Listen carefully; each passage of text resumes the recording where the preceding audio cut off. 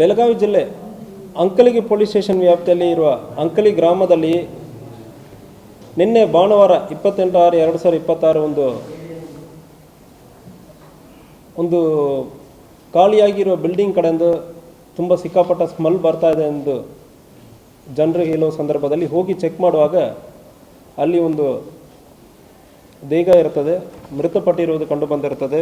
ಒಂದು heavy smell ಬರ್ತಾ ಇತ್ತು. ಸೊ ಮಿನಿಮಮ್ ಒಂದು 2-3 ದಿವಸ ಆಗಿರಬಹುದು. ಅಂದರೆ ಏನಾಗಿರುತ್ತೆ ಅಂದರೆ ವಿಚಾರಣೆ ಮಾಡುವ ಸಂದರ್ಭದಲ್ಲಿ ಅವರು ಯಾರೆಂದರೆ ಚೆಕ್ ಮಾಡುವ ಸಂದರ್ಭದಲ್ಲಿ ರಾಜು ಸಿದ್ದಪ್ಪ, ಇವರಿಗೊಂದು 45 ವಯಸ್ಸು, ಇವರು ಹುಕ್ಕೇರಿ ತಾಲೂಕು ಗುಡಿಗೇರಿ ನಿವಾಸಿಯಾಗಿರ್ತಾರೆ. ಇತ್ತೀಚೆಗೆ 2 ತಿಂಗಳ ಹಿಂದೆ ಅಂಕಲಿಗೆ ಬಂದು ಅಲ್ಲಿ ಸುತ್ತಮುತ್ತ ಕೆಲಸ ಮಾಡಿಕೊಂಡು ಸಿಗುವ ಕೆಲಸವನ್ನು ಮಾಡಿಕೊಂಡು ತನ್ನ ಅಣ್ಣನ ಜೊತೆ ಇರ್ತಾರೆ. ಅಣ್ಣನ ಸಂಜೀವ್ ಸಿದ್ದಪ್ಪ ರುದ್ರಪ್ಪ, ಇವರಿಗೊಂದು 49 ವರ್ಷ. ಸೊ ಮೃತಪಟ್ಟಿರುವ ರಾಜು ಸಿದ್ದಪ್ಪ ಅವರಿಗೆ ಹೆಂಡತಿ ಇದೆ, ಒಂದು 5-6 ವರ್ಷ ಹಿಂದೆ ಸೂಸೈಡ್ ಮಾಡ್ಕೊಂಡು ತೀರಿ ಹೋಗಿರ್ತಾರೆ. ಒಂದು 2 ಮಕ್ಕಳಿದ್ದಾರೆ. ಕೊಲೆ ಮಾಡಿರೋದು ಸಂಜೀವ್ ಸಿದ್ದಪ್ಪ ರುದ್ರಪ್ಪ, ಸ್ವಂತ ಅಣ್ಣನ ಕೊಲೆ ಮಾಡಿರ್ತಾನೆ.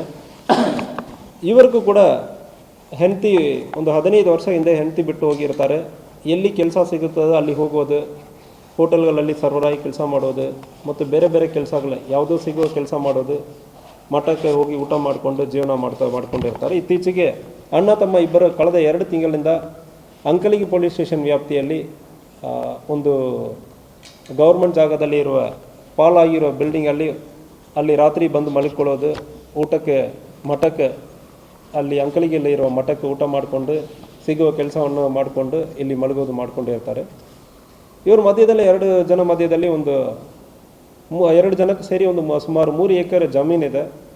3 ಎಕರೆ ಜಮೀನಲ್ಲಿ ಮೃತಪಟ್ಟಿರೋನು ನಾನು ಮಾರಾಟ ಮಾಡ್ತೀನಿ ಅಂದರೆ ಹೇಳೋ ಸಂದರ್ಭದಲ್ಲಿ ಕೊಲೆ ಮಾಡಿರೋನು ಇಲ್ಲ ಬೇಡ ಅಂದರೆ ಇಲ್ಲಿ ಗಲಾಟೆ ಮಾಡಿಕೊಂಡು ಅವಾಗ ಗಲಾಟೆ ಮಾಡ್ಕೊಂಡಿರ್ತಾರೆ. ಸ್ವಂತ ತಮ್ಮನನ್ನೇ ಕಲ್ಲಿನಿಂದ ಹೊಡೆದು ಸಾಯಿಸಿರ್ತಾನೆ. ಇಬ್ಬರು ಕುಡಿದಿರ್ತಾರೆ. ಕುಡಿದ ನೆಶೆಯಲ್ಲಿ ಇಬ್ಬರನ್ನು ಕೂಡ ಹೊಡೆದಾಡ್ಕೊಂಡಿರ್ತಾರೆ. ಸಾಯಿಸಿಬಿಟ್ಟು ಇವನು ಮಠಕ್ಕೆ ಹೋಗಿಬಿಟ್ಟಿದ್ದಾನೆ. ಮಠದಲ್ಲಿ ಊಟ ಮಾಡಿಕೊಂಡು ಅಲ್ಲಿನೇ ಸುತ್ತಾಡ್ಕೊಂಡಿರೋದು ಕಂಡು ಬಂದಿರ್ತದೆ.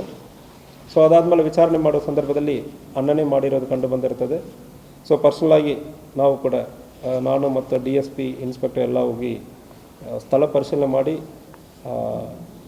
ವಿಚಾರಣೆ ಮಾಡೋ ಸಂದರ್ಭದಲ್ಲಿ ಅದು ಘಟನೆ 24ನೇ ತಾರೀಕೆ ಆಗಿರೋದು ಕಂಡು ಬಂದಿರ್ತದೆ. ಅಕ್ಯೂಸರನ್ನು ಕೂಡ ಸೆಕ್ಯೂರ್ ಮಾಡಲಾಗಿರ್ತದೆ.